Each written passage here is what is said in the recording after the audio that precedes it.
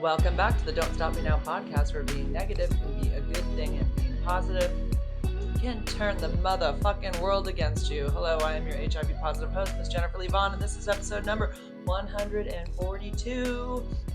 I know, leave me alone. I haven't been here for a while, but I just don't feel like doing this. So here I am, back on a Sunday. I have so many notes, there's no way I can get to it all. So many things have happened since the last podcast. Let me start with the accident in Maui, and I paid it off, right? That came to me. Never heard a thing from the other people, because what Owen pointed out to me is that in Maui, it is a no fault state. So it doesn't matter how the accident happened. We're both responsible for our own vehicles. So that's probably why I never heard from the other company. But I did pay $523 or something like that to Makoa Car Rental.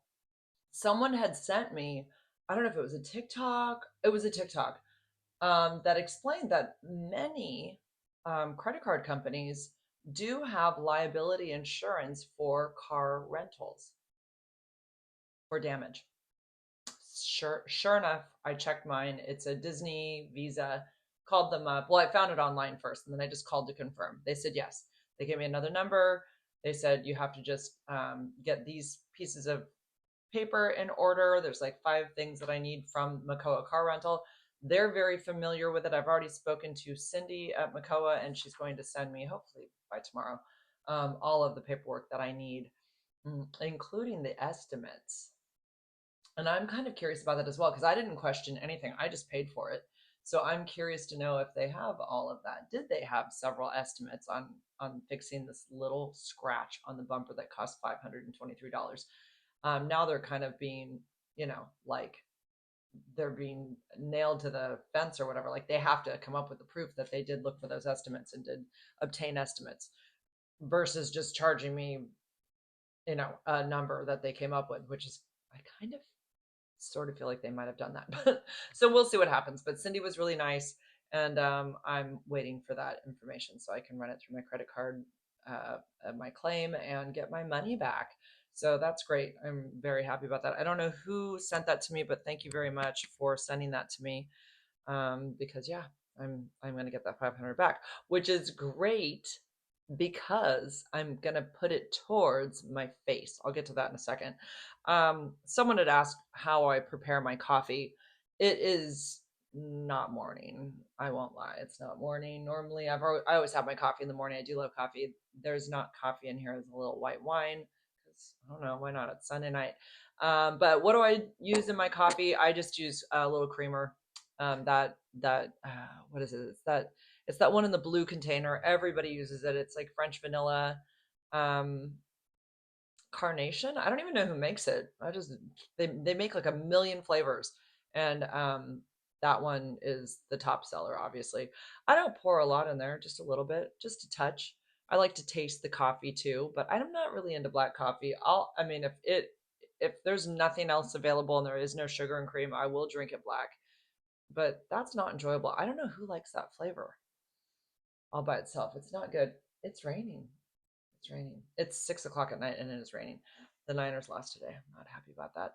But the Nuggets won yesterday, and they started out. Aaron Gordon, oh God, I love him. I don't really talk about my basketball a lot, but he started his first 2 games like with records right away. I won't get into all that. Most people probably don't watch basketball like I do, but I do love my Nuggets. I'm gonna watch I think the Lakers are playing tonight, actually right now, but I'll just catch up after. Um, so yeah, I am, drum roll please. I am, and coffee I use whatever I have on hand. I'll use those like little cup things, but right now I have grounds that my mom gave me that were like, I don't know, I think they were from Hawaii actually. They're from a neighbor of hers. And I just filled them up in that little cup that I can clean out over and over again. And it's honestly shitty coffee. It's not even that good.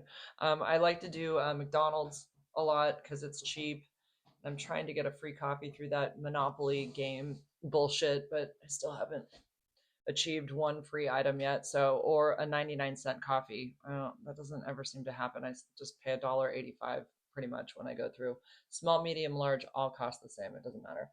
Uh, so yeah, drum roll, please. Um, in a little over 3 weeks, it's going to be a Saturday. So maybe it's a month from yesterday. It's probably a month from yesterday.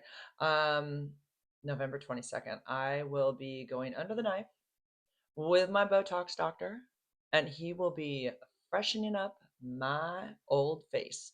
So I'm getting a lift. I'm getting a facelift. So he will be pulling the skin back. I feel like the lighting is so bad right now. I gave up. I don't even know. I've got a shitty little ring light on me. I don't know what I look like right now. Like literally when I look back at myself in the camera, it's a blur. I have no idea what you guys are seeing. I look shiny. I think it looks shiny. I don't have like much makeup on, honestly. I don't have makeup on. I forgot to put makeup on because I did my hair today. I colored it and it's clean. And then I ran to Costco and I came back and I like have lipstick on and mascara. I don't know. I don't have makeup on right now. But yeah, so he's gonna pull back this. It's a lower lift, so it's like here it will be pulled back. So these jowls will be gone. Can you kind of see it? And so all those lines will be gone, gone, gone, gone.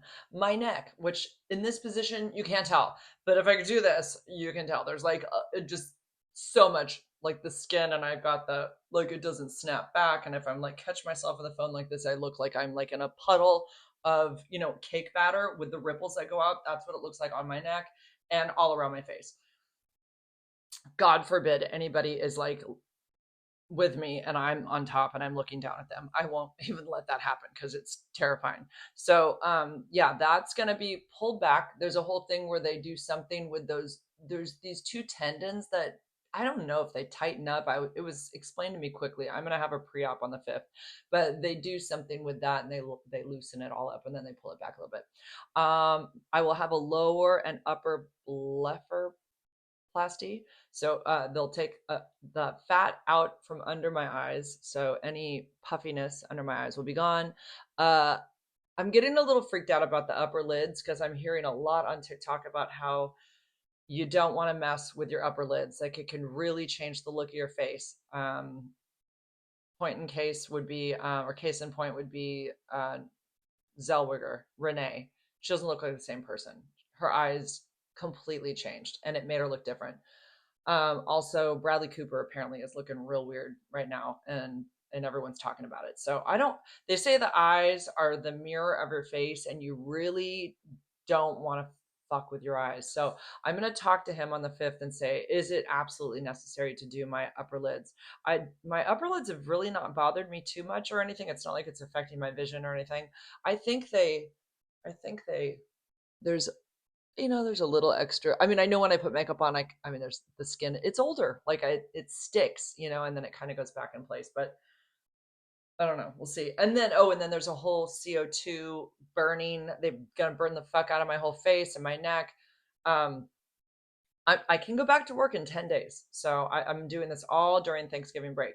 I'll have 9 days off. But anyways, the burning apparently deals with a lot of like hopefully a bunch of this shit, like my uh, age spots and fine lines and crepiness. Like when I smile and I get all the crepiness underneath my eyes. So but the lower lift will do that too. So I'm not doing a forehead eyebrow lift. It's just eyes down as far as the skin being pulled back. There will be a scar along here that no one will ever see. Plus, I wear my hair down for the most part most of the time. Um, so yeah, there won't be any visible scars, and I can't wait. They say it takes about 15 years off your face, and I am so freaking ready to not look tired.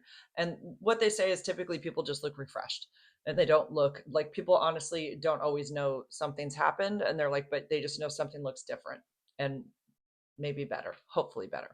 So yeah, I'm ready. I'm 55. I am easily 7 years past when I could have done this originally. So he's talked to me about it when I was 53, and he said, "You're the right age. You're the right age." And there's so much stigma with facelifts. It used to be like, oh, only like old ladies did it, like really old ladies. But no, it's totally, it's like normal. Like lots of people do it now, and people do it at, like even at 45.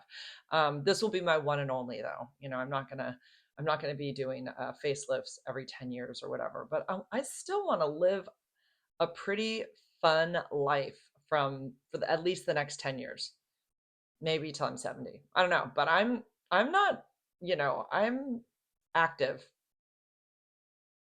That's all I'm gonna say. Yeah, and I want to look how I think my body looks. I want my face to match my body. I feel like my body looks youthful, and I want my face to match it. And I'm really, really very insecure about my face aging. It really bothers me a lot. So this is my only life. My kids are up and grown out of the house. I just took them to Maui. I can do something for myself. So yeah, that's it. I'm getting a facelift, November 22nd.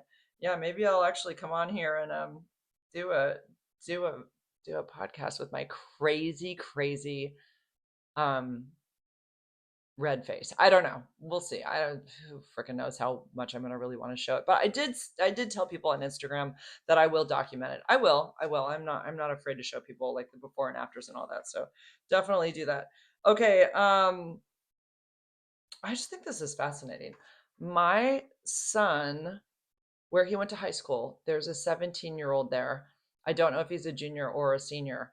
His name is Giancarlo, and it's okay because this is public knowledge. He is a self-made millionaire. He's 17. He's a self-made millionaire. 17. So he's got some so he did it with drop shipments. Drop shipping. That's his thing. I couldn't even tell you what that entailed or what it means or what the hell he's doing. But kids are smart. They are smart. They're technologically savvy. They get how this all works. This kid, like the example that I was given is that like he buys products from Shein and then he does a drop shipment. I don't really get all that part, all that much of it. I don't get that part. But like I don't think the products are coming to him physically. I think they're somewhere else and then they get sold for more and then he makes profit. Anyways, he's apparently making 100,000 a month, and good for him, man. It is so fun to see his Instagram and look at. I'll put it in my. Should I? God, yeah, I guess I can. It's fine. I'll put it in. I don't want. No, I'm not going to. I'm not going to because I don't want it tracked back to me, and then Owen gets any. Like he would be so embarrassed if like this kid knew that Owen told me and then I put it on my social media. Owen would never forgive me. I don't think the kid would care, but Owen would. So I'm not going to share it. But I mean, if you find it, you find it. But he and it's not just Giancarlo. There's more to the address. But anyway, he shows reels where he's like, I made my teacher's paycheck just driving into school this morning, meaning the teachers get paid once a month. You feel me? Like he's getting paid that just in the morning, and he's still going to school. It's so funny. And he's showing like really ritzy dinners, like overlooking like it looks like it's down in I don't know, like Huntington Beach or something. It's like, big boats behind him and all this fancy food. And he looks young. I mean, he looks like but he's doing it right. Like, I mean, you might as well. He's got all these Louis Vuitton bags and Gucci, and I love this for this kid. I love it. It's incredible. So cheers to you, Giancarlo. I wish I could have been you. I just it's neat to see it happen. And yeah, and hopefully he doesn't burn out. Hopefully like he can continue being an entrepreneur and it doesn't ruin him because he is so young. I mean, I hope he doesn't take life and go too fast with the money that he's making because that is very possible. I hope he's got some people that are supporting him and helping him on his new wealthy journey. And hopefully it lasts, too. Uh, so I was working at, let me check this one off. I was working at an elementary school in a regular ed class, and there is a male sped teacher, special ed teacher that I'm familiar with. He's known in the district because he's kind of an a-hole.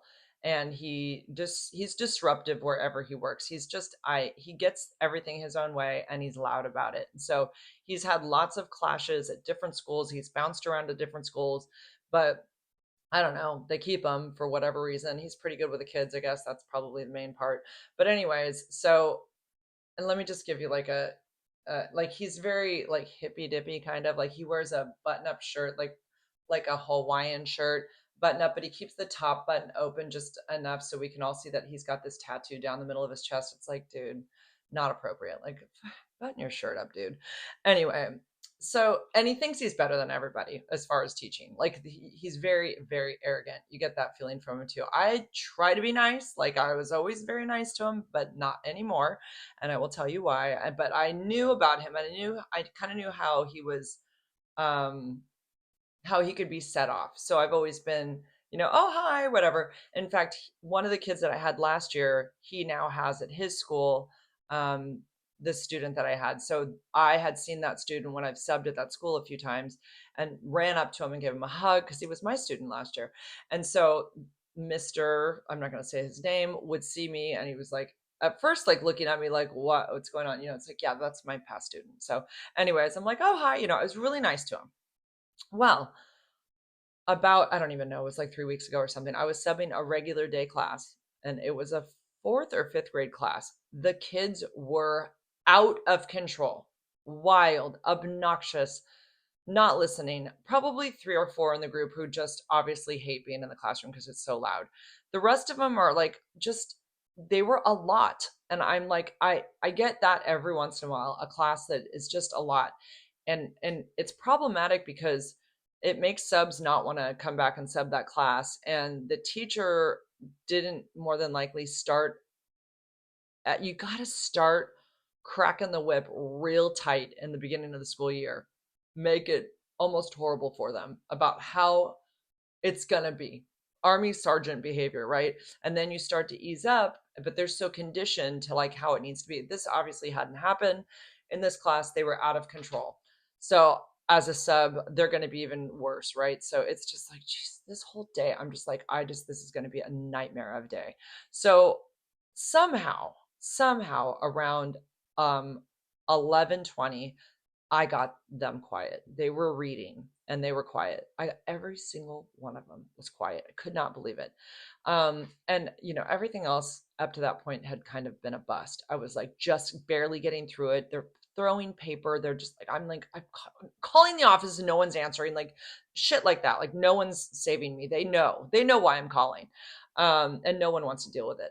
So finally get them all quiet. I even have the lights off. It's a warm, like early September morning, and there was enough light in the room and all that just to keep them mellow.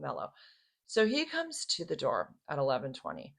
My plans say, well, I'll get to that part. So he comes to the door.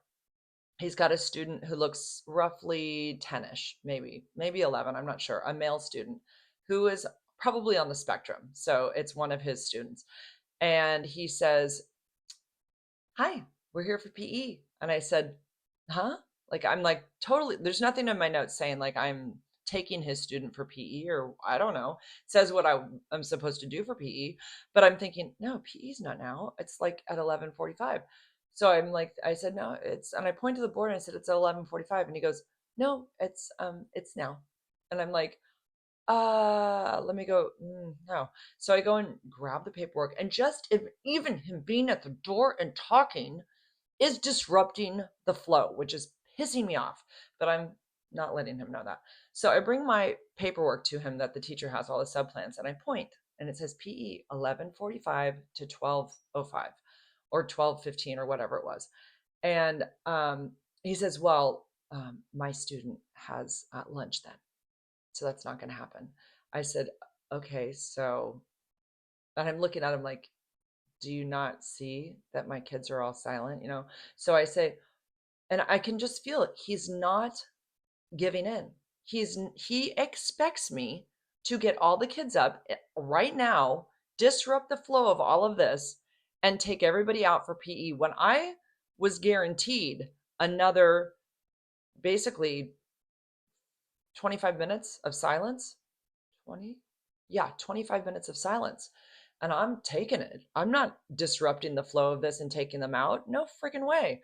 So I say to him that, well, they're the plan says 11:45, and he goes, "So you're not going to do PE now?" I said, "Well, I'm not going to mess up the flow of everything that's going on here because," and he cuts me off and he goes, "Oh, I'm sorry. I don't think my student's messing anything up for you."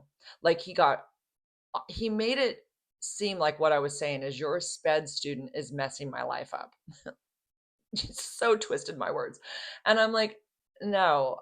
I said, "I that's not what I meant." And I said, I'm going to stick to the teacher's plans." And I looked at him and he looked at me and he gave me a big shitty smile and he said, "Okay." And then he spun on his heel and they walked away. And the reason the kid, I don't know if I said that, the reason the kid couldn't come at 11:45, it's his lunch. So like that wasn't going to work out. So I am fully prepared to have him go report me to the principal. And I was ready. I'm like, look, this is the situation. And I hear he does go to the district and complain about people. Anyways, nothing came of it. I thought of bringing it up to the principal and just saying, hey, this occurred. I didn't. I ended up writing a note, or I actually voiced memoed the teacher. Somehow I brought it up to the teacher. I left a detailed message about what had happened with him. I don't know if it was written or not. Um, she said, "Thank you so much for subbing to the day. The kids can be a little, they are hard. I'm having a hard time with them." She just glazed right over that part about this teacher that I talked about. She didn't say a word because she probably doesn't like him either and doesn't want to have any gossip about him. So just in case. So, anyways, what an a-hole. So, anyways, there's that. Mm. Okay. I mean, Charlie Kirk is dead. Charlie Kirk is dead. And I 1000% believe that it was an inside job. I do not think this kid that's in jail right now, if he's even in jail, I mean, who knows really, Tyler Robinson, if this is really, if there's even anybody in jail. Um, he definitely did not do it. Yeah, I watched enough stuff on the internet, and it looks like it was something that was he was shot at close range, and part of me just wonders if he's even dead. The footage of him being carried away and thrown into that SUV, there's no blood trail, there's no blood on his shoes. Like, what is happening? Whole thing is bizarre. The whole thing is bizarre. Then we get his wife, who shows just no emotion at all. I'm sorry. I know everyone says, oh, people grieve differently. What? No, I'm sorry. This lady didn't grieve. Her tears were fake. There were no tears. It was crocodile tears, fake crying. Her whole like show, and very, very Amber Heard of her. Like the whole thing reminded me of Amber Heard on trial with Johnny Depp. Just so freaking fake. I was all ready to be so like upset and cry along with her when they showed her, and she was going to be so like, unable to speak because my God, this is the most atrocious thing that's ever happened. It's like egregious, atrocious, whatever, right in front of her face. The father of her children are died in front of her and everybody else, in a very, traumatic, violent way. And yeah, I would have expected that I was just ready to cry along with her. I was so surprised when I watched the first like thing that she gave, was she was at like at a clear, I think it was a clear podium, like in his podcast area right next to his chair. And I was just weirded out by the whole thing. She laughed. She was just, I don't know, her looking up to God, and like, I'm so surprised that there are people that believe her whole act, because there are people that really, really believe in her, and I don't get it. And then the whole video of her hovering over his dead body, um yeah, and like somebody's filming it from right above her head, so there's a cameraman right over her head while she's saying, how she loves Charlie and she's whispering it. It's so ASMR, and her hand on his, jacket. I don't just, that was super creepy. And then of course there was the WWE bonanza of his death. It was like what is this? There's fireworks at his memorial. It was like a Trump, um, what do you call it? One of his events. Like it felt like, or well, it's Turning Point, so it's their event, but it felt it didn't feel like a memorial in any way. And I know I've people have said like, where was his family and everything? Like some people say they were there. I don't know. I didn't see any like I didn't see his family. They didn't speak.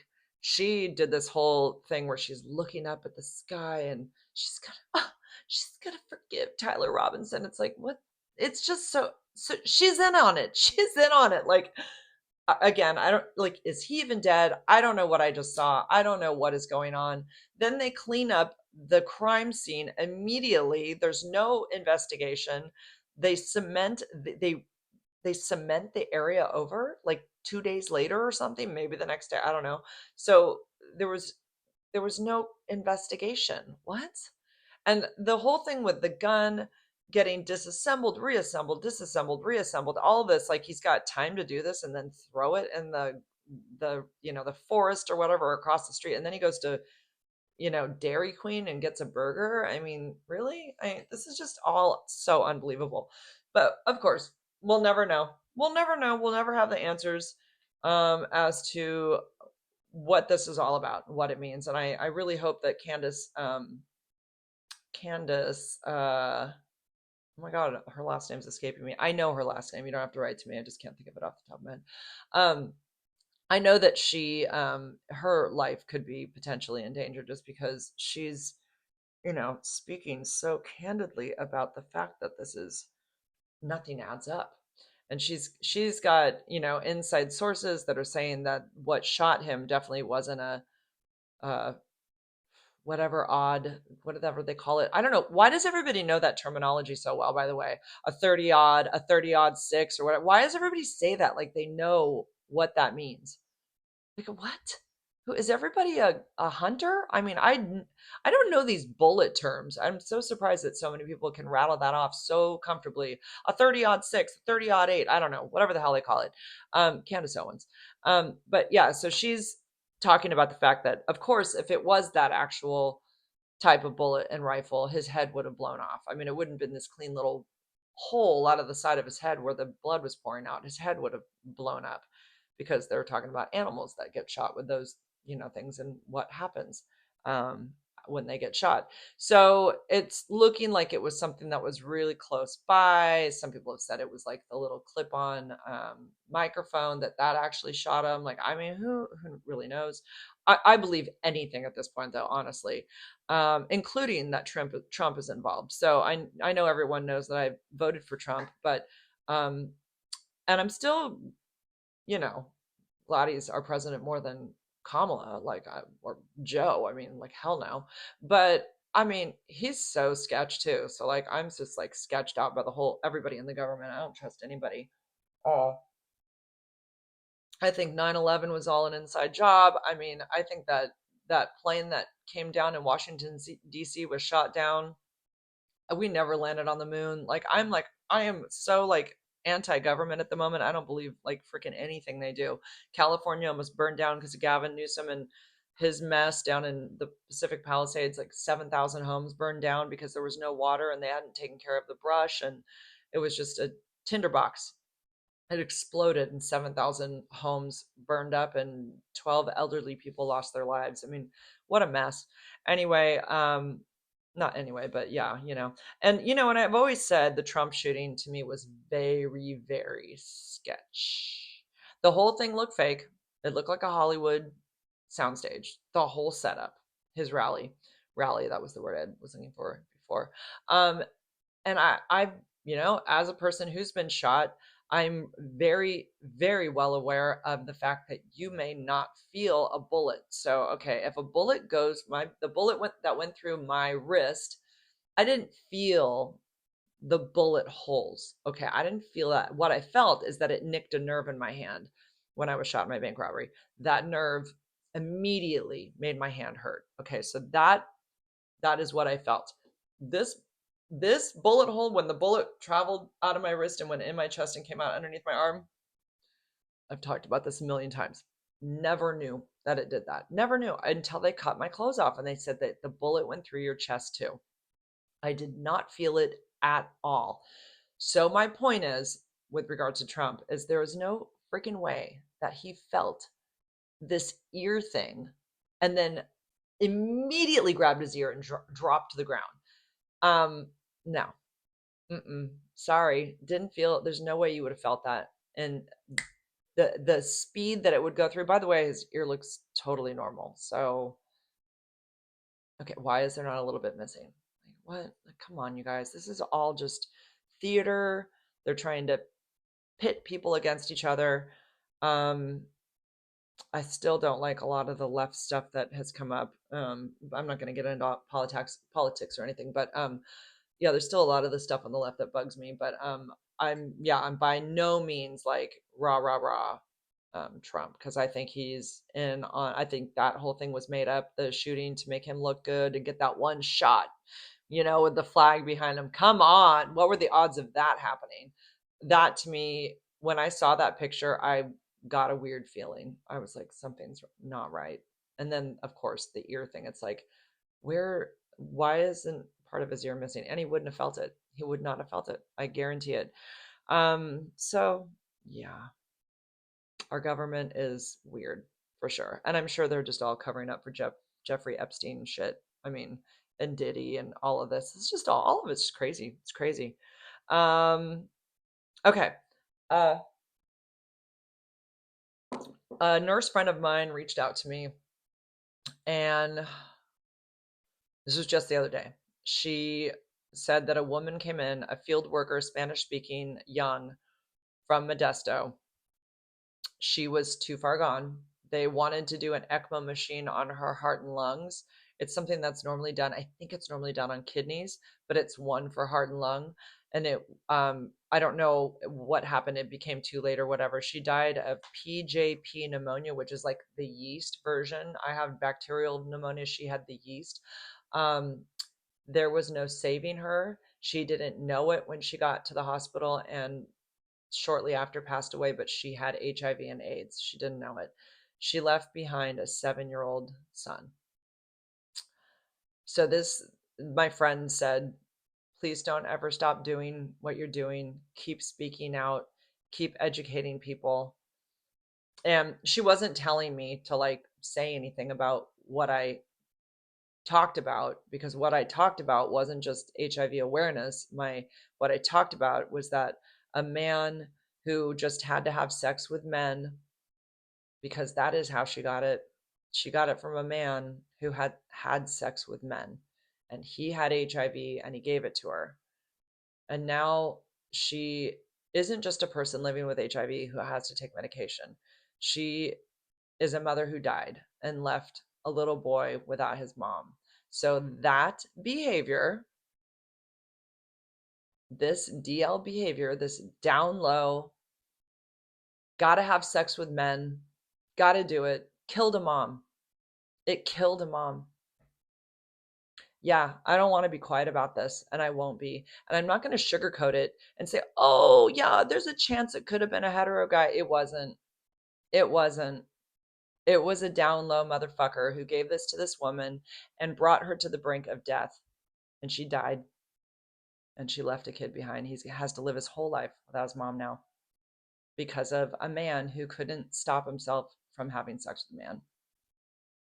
So clearly, she had no idea that she was at risk, because this guy, whoever it was, gave it to her and probably never told her, of course, because that's the down low. That's what it is. They don't tell. So just another case of a woman, finding out about a woman with HIV, but this case was the worst case scenario because death was involved. Typically, it just turns into another person with HIV having to take medication. I've had 2 other women reach out to me this week, one of them from Atlanta. She feels like her life's over. She found out that her boyfriend was DL. She was diagnosed with HIV. This one is crazy. She was in Tijuana going to get a gastric sleeve put in. She was there for the surgery. And they told her just before surgery that her blood work came back and she was HIV positive. her mother was there also to do this same, or maybe it was a different procedure. The mother was already in surgery, so the mom didn't know. So she had to go back home and get on treatment and then go back to Tijuana and have the surgery done at another date. Can you imagine, like, just that alone? Just that alone, how pissed you would have been. Thanks. Okay, so great. I have this. And by the way, the guy had yelled at her one time and like screamed out that he had AIDS and she had it too, and she didn't believe him, but she was diagnosed about less than a year later. So yeah, this motherfucker has HIV. He's given it to other women. He's just the typical narcissistic piece of shit. Um, totally full of himself, thinks he's amazing. He's spreading it around, and she's traumatized big time. She's known about it for about 3 years now. She hasn't dated anybody. She feels worthless. She feels disgusting. She feels, and like, one of the things that women feel is we feel like our hetero men having gay sex is disgusting. We feel like there's disgusting butt shit going on. And that disgusting butt shit got into our bodies. And now we're living with a lifelong virus that we have to take a pill for because of their disgusting butt shit. Yeah, that is how we feel about it. I'm not sugarcoating that anymore either. We do feel that way, and it's really frustrating. And nobody speaks up for women. Nobody does. It's all a big system. It's all a big like everybody's in cahoots together. All the ASOs, all of anything AIDS service related, HIV service related. They're all, well, no one's going to speak up because they'll just get backlash. So let it be me, whatever. The DL Whisperer definitely speaks about DL culture and what's going on and what's happening with women. He's there to protect women. This is a black gay man on TikTok and Instagram who talks about DL all the time. This is what you women should look for. This is like how to see signs of it. He's got DL Whisper. He's got really insightful videos. I love him. I love the way he speaks too. He's got like such an ASMR voice. But anyway, so I'm following him. He and I have exchanged a little bit, but not much. He doesn't really go into STIs a lot or HIV, but I do write on his videos, in the comments that, women don't forget, this is how women get HIV. But he is like, yeah, you're all being gaslit, ladies. Like, be aware, like, this shit is happening, and you're at risk for a lot of stuff because of the men that are doing this. And again, like I've said a million times, it's the apps that are making this so easy. It used to be that, there was like a spot that people knew about. Oh, that bush over there by that one building. Like, I hear like that's where the gay hookups are. Well, now it's just you can do it anywhere you want because the apps make it super easy, and people like literally, like I've said, leave messages on there like, doors unlocked, I'm in the back bedroom, ass up, come in, violate me, breed me, whatever. Do you guys even know what that is? Men want to be bred. That means they want their buttholes destroyed by a penis, and they want to be, you know, they want cum in their butt. It's called being bred, and it really is like a big turn on for a lot of bottoms. Those are the guys who are taking it. And that's DL. If you're a DL dude who has HIV, more than likely they've been a bottom. But I have met, and I do know an HIV advocate who is only a top, and he has HIV. He got it as a top. So interestingly enough, my the guy who is the head of ADAP Advocacy Association, the CEO, asked me about the DL Whisperer, and he says, "Do you have any contact info for him?" And I said, and this is the same man who stood by me when all the gay activists came after me. He said, do you have any contact info for him? So I just gave him like his Instagram and stuff. He said, because what's really interesting, Jennifer, is that he says the same thing you do, but he gets like so many more views than I do. Like, he really, really does. And it's maybe because, well, his presentation is pretty good. Like, he's good. He's a very intelligent man. He just has a way of like explaining, and he is not afraid of anybody. He will call anybody out. Um, he's got a little bit of that, like he's good. He's like very interesting to watch. But yeah, his views are much higher than mine in every platform. So I'm proud. I'm so thankful for him because he is getting the word out there, and it's changing the um the comment sections in my videos when I say anything about DL men or do videos about DL anything. The tide is changing from where it was a year and a half ago. I mean, people are, their eyes are open and they're aware that this is going on. And they're just like, women are just saying, women don't date, women go on prep, women beware, be careful, check your men's apps. Now it's not people saying to me, you're crazy. What are you talking about? Women can get it from hetero men too, and women are spreading it too. That's not what people are throwing at me anymore. They're all in the comments supporting the fact that they know what's going on. So something has changed because of the online presence of different um, creators talking about DL culture and what it's doing. But he mainly talks about it to um, protect women. He also like goes after trans women because he feels like they're just men with makeup on, and which, I mean, yeah, right. I get that. Totally.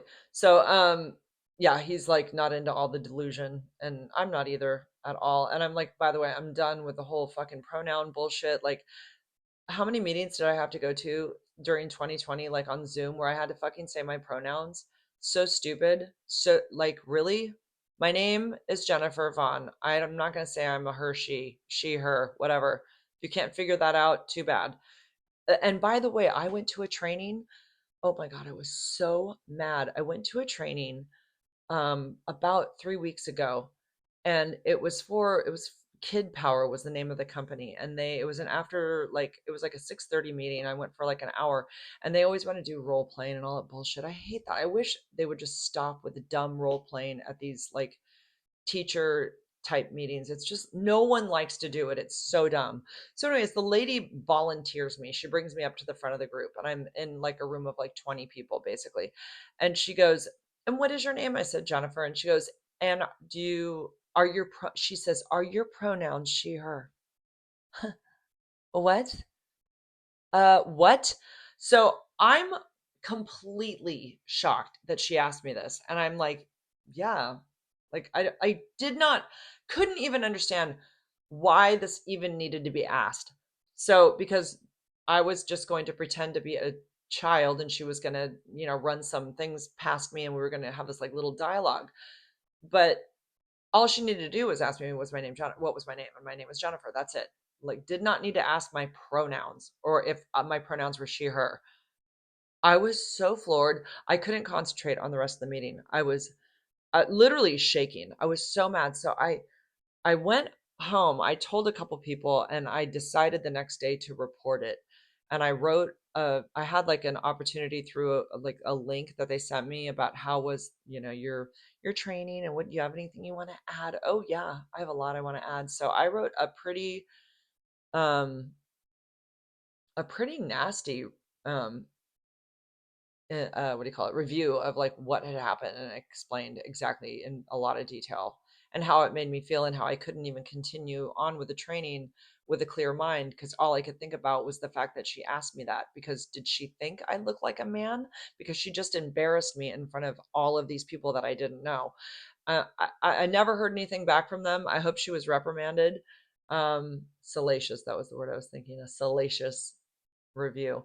Yeah, I was pissed. I hope she got in trouble. I hope she got fired. I was so pissed. So, anyways, no more pronouns. Sorry for all you delulus that think that that needs to be said. We're not doing that anymore. No, I'm just Jennifer. That's it. Um, Oh, there was something else. Oh, Charlie Sheen. Charlie Sheen. So I will end this with Charlie Sheen. Yeah, I mean, he came out, he's got a book. He's obviously talked about the fact that he's HIV positive. We know this. And Charlie decided to come out and be totally transparent and admit that he has had sex with men. Apparently, he's even in a relationship at the moment with a man.